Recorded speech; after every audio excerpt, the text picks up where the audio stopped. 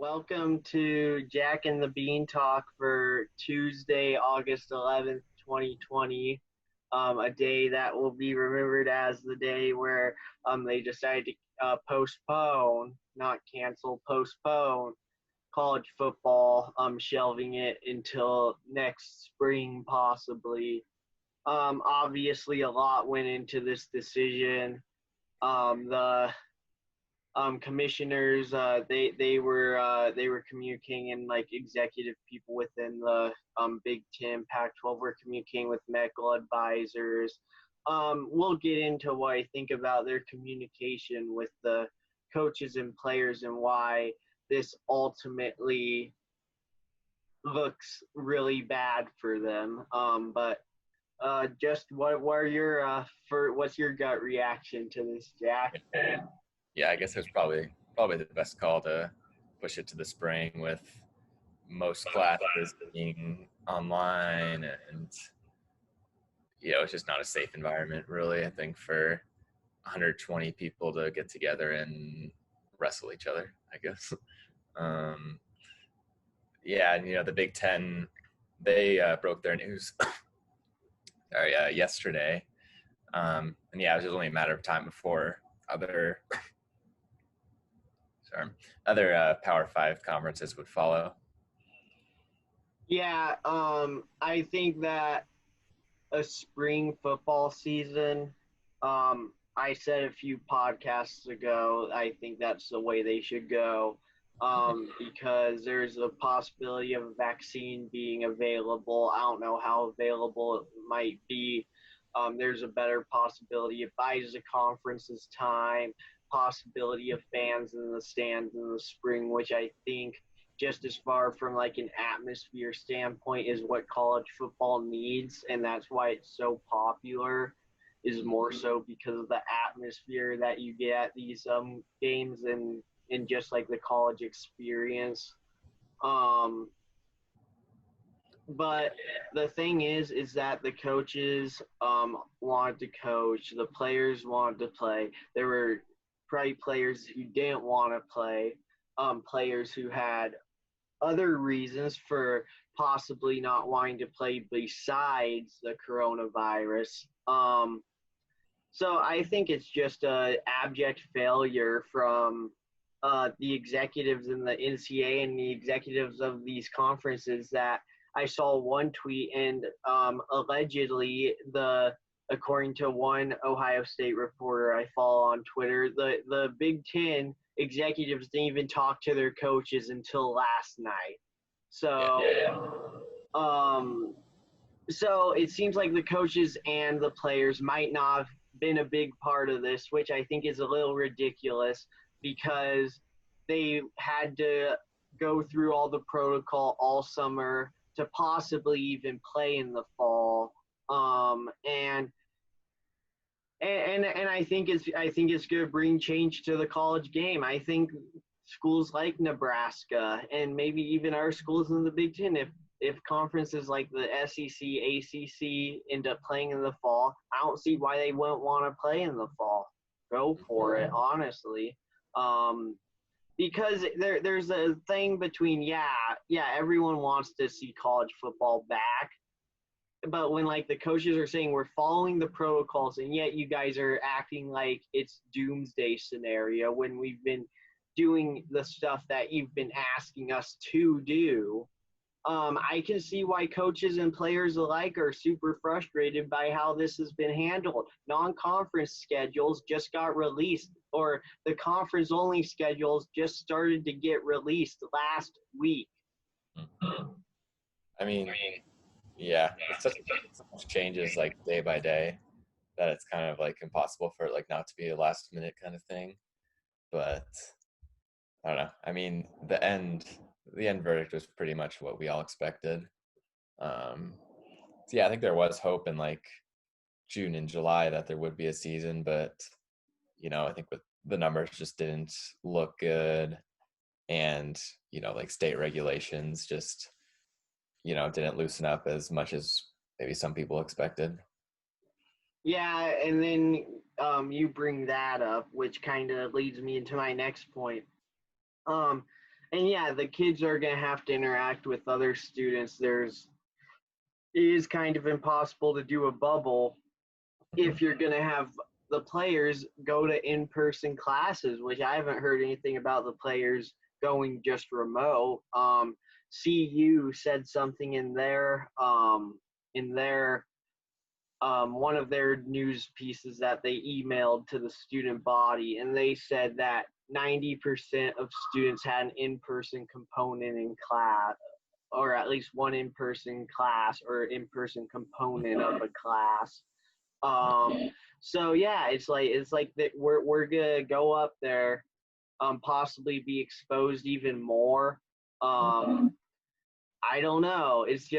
Like it's just like where's the line drawn between people's safety and financial part of it obviously plays a huge role.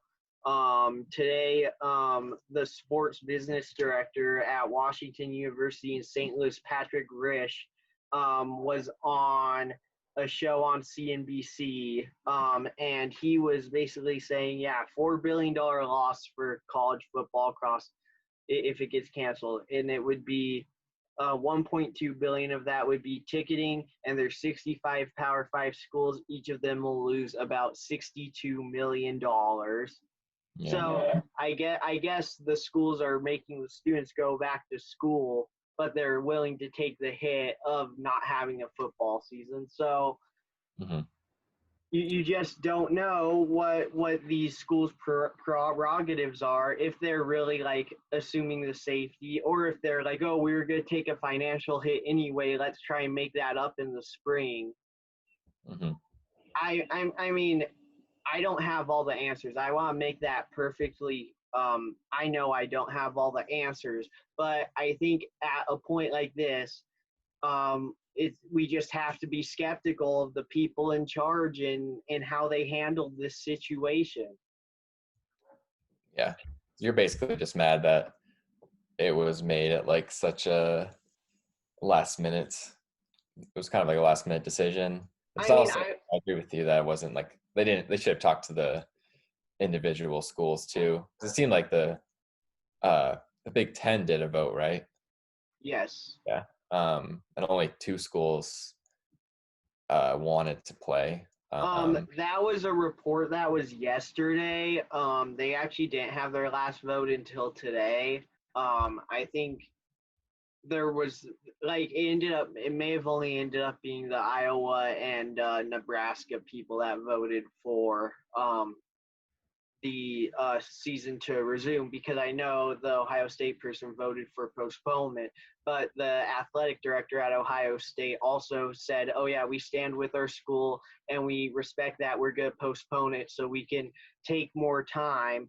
But it's like it feels like there was time there where the NCAA and the conferences did not even attempt to get any input from players, coaches, people that would actually be taking part on Saturdays this fall.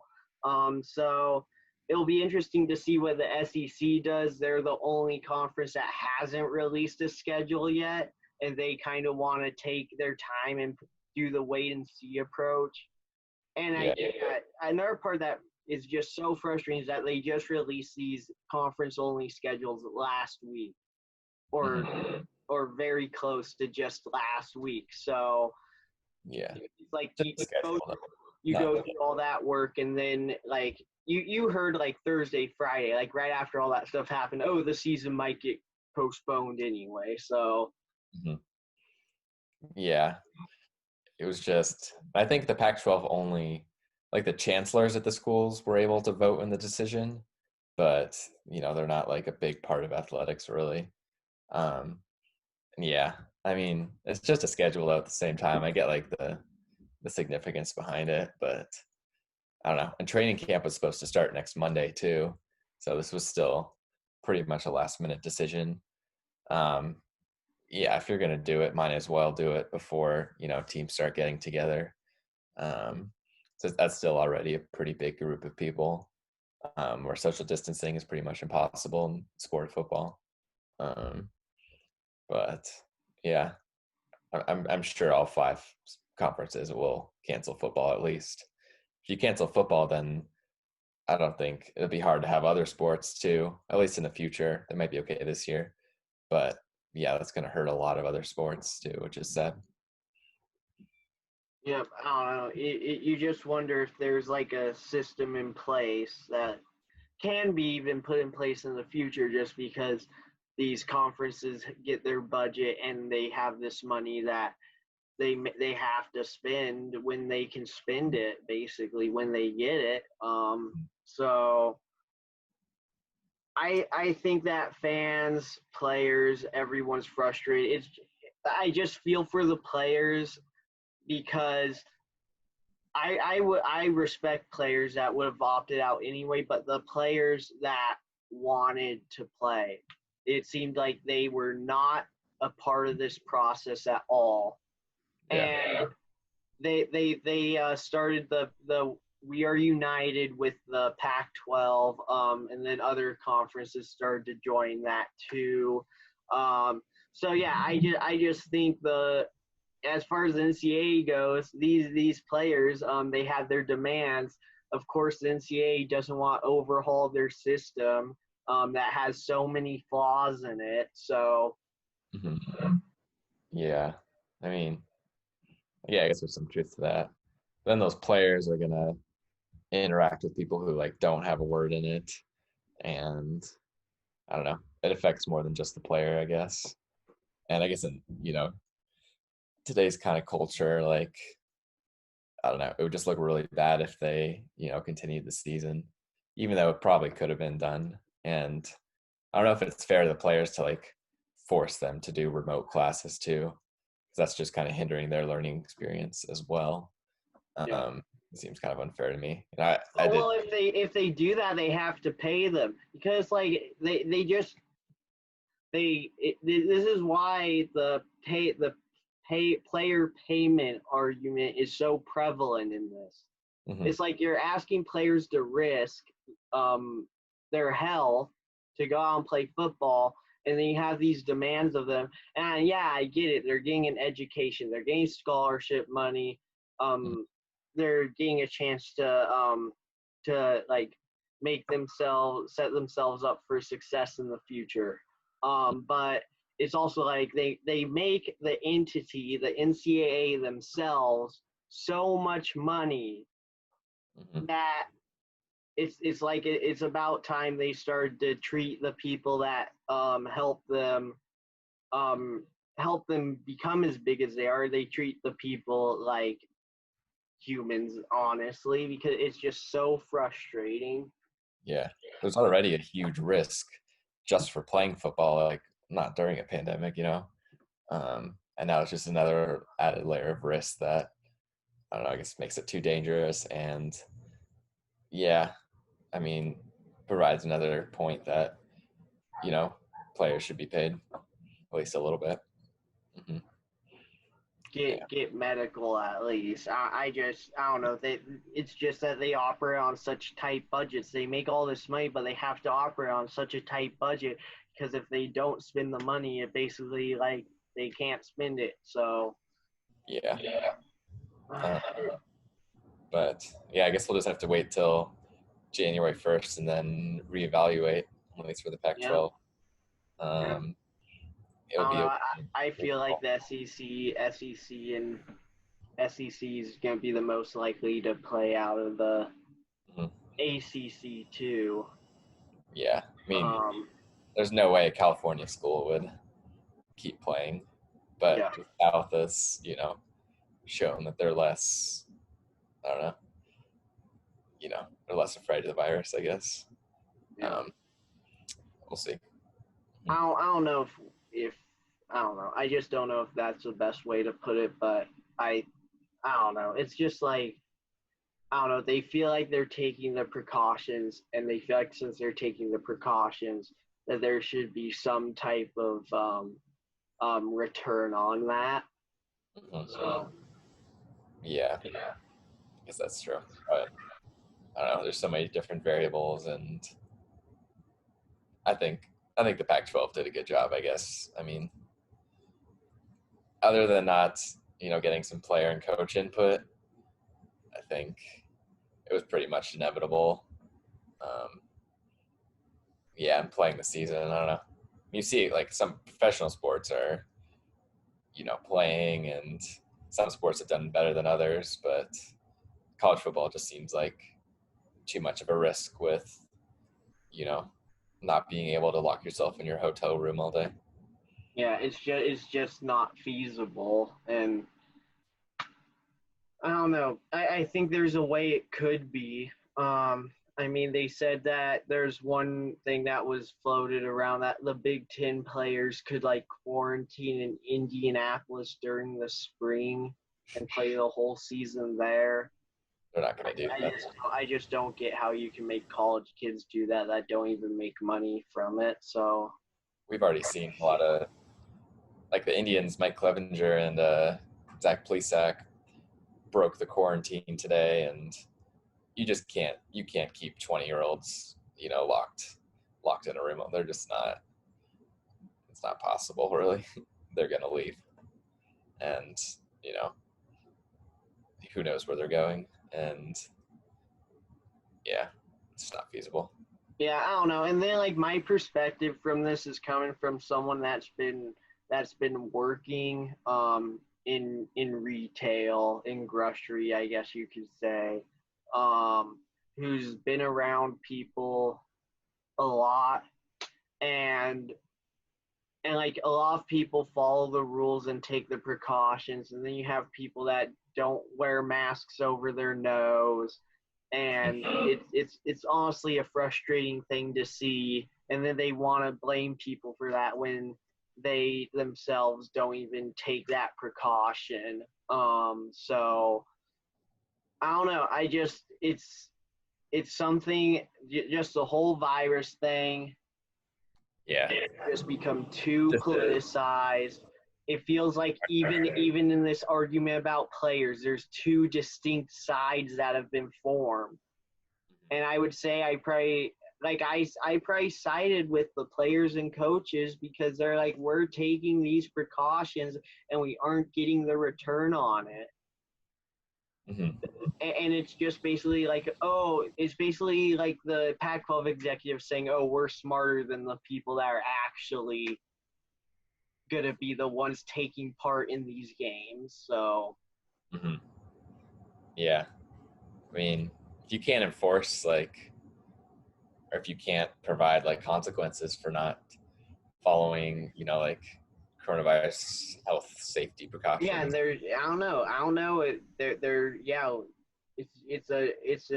I think that you can't really tell people what to do. I feel Yeah, like at this point it just has to be common courtesy. yeah, And I don't know, it just sucks that it's been politicized so much because it's literally a matter of health.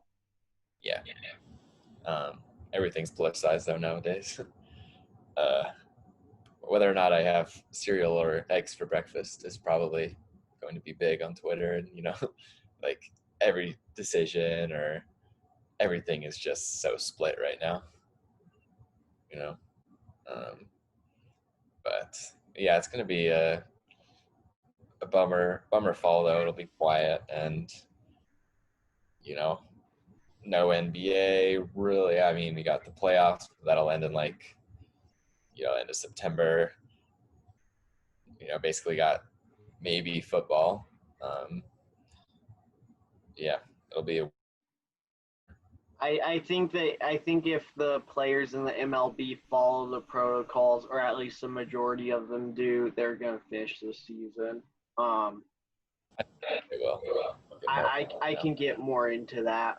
So the positivity rate for them, I forget if I'm pretty sure it was 0.1% positivity rate Yeah, as far as all the tests, even with the Marlins and Cardinals outbreak factored into that. And then they're looking at the possibility of doing the bubble for the playoffs, and I think that they should, and I think if they do that, it's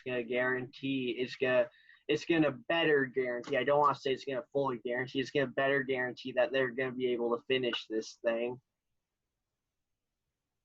Yeah, I think there's I'd be all for the bubble. Just go to a spring training complex and you know play the playoffs out and see what happens. Or even go to Chicago and LA where there's two stadiums and have the AL one place, the NL in the other.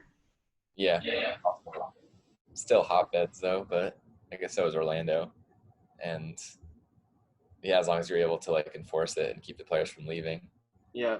Chicago is probably too cold. It's gonna be too cold in October. I could see more LA or I vote for Arizona. That's my Yeah. play the World Series at Chase Field or something. I think that'd be cool. Yeah. I mean, they could even use, I don't know, spring training facilities. I just don't know as far as like the integrity of the game of MLB. But if that's the decision they choose, I'm gonna support it. I mean, regulation fields, they might not have all the amenities, but you see with like the Blue Jays, like they're playing up in Buffalo right now. They were able to transform the stadium, I think, enough, and that was basically a spring training type minor league stadium. So I think it's possible, as long as you can get TV and broadcast crews in, which you can for spring training. I think it's possible. Yeah, for sure. Yeah. So I know the first little bit of this podcast may have been depressing to some people just because of all the virus talk. So yeah, let's actually get into some game talk. The Rockies have lost the last two nights, unfortunately, but we're still 11-5. Still would be in the playoffs today. So I think they're gonna do fine. I did have some questions for you, specifically about them. So just as far as the pitching rotation, it seems like the way Bud Black's doing it is that there's four guys right now, and he's inserting the fifth guy. That's what he's done with Chi start and then Castellani start. Castellani actually had a perfect game through 4 innings before hitting a guy and then walking a guy, and Bud Black decided to yank him out of there after his first start, but we won the game. So yes. Just like what starting pitcher could you see the Rockies possibly trading for, or like what type of pitcher do they need in that fifth spot? I mean, I think Chi-Chi's an all right fifth starter. He's hurt though now. He's going to be out for a couple weeks at least. I would in the playoffs, you really only need like 4 starters, and I think you're fine. But the only reason Bud Black went to like a 4-man rotation was because the Rockies had I think like 2 or 3 off days like within the first 2 weeks of the season. But now in August, when we only have 1 day off, which is Thursday, it'll look more like a traditional 5-man rotation. Really, I think the starting pitching, I think you're fine with Gray, Freeland, Marquez, Sensatella, and then see what Castellani can keep doing. I'm cool with that. If you are going to do anything with pitching, though, it's probably going to be the bullpen. I don't know if you acquire another arm through a trade. I don't want to get rid of any of our starters right now. They're all young and all pretty controllable. None of them have big contracts. Yeah. Yeah, just with like the starting pitching too, you wonder what Bud Black is thinking when he takes these guys out. Bud Black rarely has the pitcher go over 100 pitches, and you saw that kind of come to light last Wednesday, or last Thursday, excuse me, when the Rockies played the Giants. Freeland's pitching 6 innings of shutout baseball, and then like Bud Black, I don't know, Freeland was getting closer to that 100. I'm like, oh, he hasn't been in this spot that much before. And then Bud Black starts kind of being like, okay, Kyle, 1 more out. And I don't know, just like thinking personally and just like how people react when like you're doing something well and they're just like, okay, don't screw it up. That's kind of how that felt to me. Then, of course, Freeland gives up the 3-run home run. We obviously scored plenty in the 7th and ended up winning that game 6-4. But you just I don't know. It's like do you think that he might consider keeping his guys out there longer because one of the shortened season and two because of how well our starting rotation has been compared to previously years? Well, right now they're still in like basically spring training mode. Um, that's why no pitchers. You're seeing it all around the league too. I know like some teams like who was it? I think like the Rays. I think they haven't had a starter go past like the fourth inning. But still, the pitchers are still in spring training mode right now, and yeah, the Rockies arms are still pretty young. Marquez and Gray are pretty much the two older guys on the staff, and they've been able to pitch a little bit longer. And Freeland with you know also having a long injury history from last year, and Gray who missed all of at least most of September last year too. Um, I think it's smart that we're just easing these guys in. And with an expanded roster too, the Rockies got a couple more bullpen arms. Bullpen's been all right. Besides like Davis and but they're deep, and I think the Rockies can afford to, keep their starters on a shorter leash, even if they are pitching well. Cool. And just one other Rockies thing about Nolan's batting average. Should we be concerned? No. Yeah. He was a 3 for 4 or 3 for 4 last night, I believe. Um, he got no, he was 4 for 4 because he had that single in the ninth inning. So yeah, I don't think I'm too worried anymore. I know he was popping up a lot earlier in the season. Um, but also I think I saw the stat today that his strikeout percentage has gone way down this year, which is good. But he also hasn't been making as much hard contact. But I think I'm pretty inspired by his 4 for 4 performance last night. And if the Rockies can go 11-5 without Nolan being Nolan, I think that says a lot about how good the Rockies could be. I mean, on defense, he's still a stud. Like, I'm just like, how does this guy make half the plays he even makes? Yeah, I'm a little concerned about Trevor Story on defense right now. I think he's made 4. Was that? Did you watch any of the game last night? I saw like the very end. Story made a questionable. I'm not sure if they ruled it a hit or an error. It was like a line drive, kind of like in between hop right back at him, which is a play that he's made before. But he made a couple errors in Seattle, and it's still spring training for these guys, and I think getting those ground ball reps is hard to do when you're locked inside all day. So I think that'll be the last thing to come. Yeah, for sure. Charlie Blackmon's the team's MVP right now, wouldn't you say? Yeah, 484, I think, right now.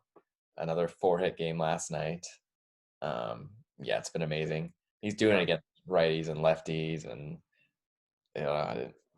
this is amazing. I mean, he's won a batting title before, but this is just taking it to the next level, and I think the 400 watch is on. Yeah, if he gets there, oh man, that's gonna be awesome. Yes. So yeah, good times here for Denver sports. The Avs are in the playoffs tomorrow. The Nuggets are approaching the playoffs. Got a little boost today with Houston losing to San Antonio. So it looks like the 3 seeds becoming the destiny of this Nuggets team. But you kind of question if they really care about their seeding after last night's game against the Lakers. We're tied 88-88 going into the fourth quarter, and then we basically played the duration of the fourth quarter with PJ Dozier, Monte Morris, Keita Bates, Diop, Bol and Mason Plumlee on the floor. We go toe-to-toe with the Lakers. You just kind of saw the inexperience there towards the end is why we couldn't close the deal. And then the Lakers obviously won with Kuzma's 3 with 0.4 seconds left. What are your thoughts on Michael Malone? Kind of, I understand with Murray gets the injury, but with the other guys, kind of resting them when we still control our destiny to possibly jump the Clippers for number 2. I think he's kind of just playing that like he's looking ahead to see like so right now the 7 or 8 seed most likely be like Portland or OKC, and I think he feels like the Nuggets match up better with the Mavs, um, who the Nuggets have played well over the years. I think they were the last game before this pandemic in March, and I think they beat the Nuggets. But I think they obviously have less playoff experience than teams like the Thunder with Chris Paul, or the Trailblazers, who are in the playoffs pretty much every year and went, beat us last year. So I think Malone's probably more content with that 3 seed maybe, to get that Mavericks matchup. Well, the Mavericks might not even jump the Jazz. The Jazz may end up being that 6. The Mavs did beat the Jazz yesterday, though, and Are the Mavs 5 then, or the Mavs are still 7. And then okay. 4 and 5 are Houston's 4 and OKC's 5. Okay. Yeah, I would just kind of whatever you need to do to play the Mavs. Yeah, I don't know. I just don't know if I. It's like you don't want to fall to 4, and with Houston losing today, now that's less likely to happen. I don't think we only got 2 more games, right? Yeah. So we play the Clippers tomorrow night, and then the Raptors on Friday. So if we beat the Clippers, we get the 3. Yeah, that'll be tough. And then to get the 2, we'd have to win again on Friday, and they'd have to lose to the Thunder. Mm-hmm. So, I mean, I think it's probably going to be the 3 seed. I'm hoping we can win at least one of these next 2 games. Fish the bubble 500. I mean, our defense hasn't been good, but you also have to consider that both Gary Harris and Will Barton have been injured. And then our offense has looked fine. Like Bull made some impressive plays last night. We have the depth there to not hopefully avoid the other team going on huge runs against us in the playoffs. Yeah. And obviously Porter too.